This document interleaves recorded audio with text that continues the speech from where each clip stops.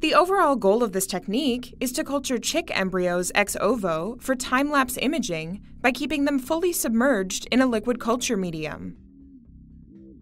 This method can help answer key questions in the study of morphogenetic events during early embryogenesis, such as neurulation, gastrulation, somatogenesis, heart and brain formation. The main advantage of this technique is that there is no need for a climate chamber around the microscope. A layer of light mineral oil prevents evaporation from the culture medium.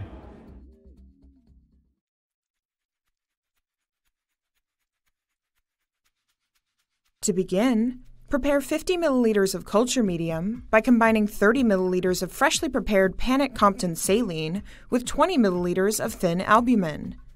Mix the components gently by inverting the tubes several times.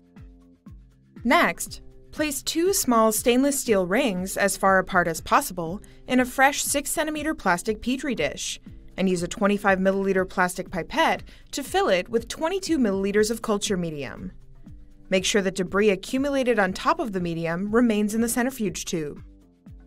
Then, use a plastic transfer pipette to remove any debris or bubbles from the medium in the petri dish.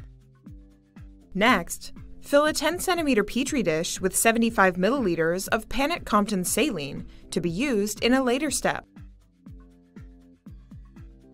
After the desired incubation time, remove an egg from the incubator and let it rest on the bench on its side for 1 minute to let the embryo come to the top of the yolk.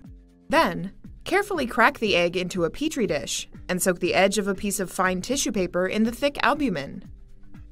Use the tissue paper to center the blastoderm by pulling it into position.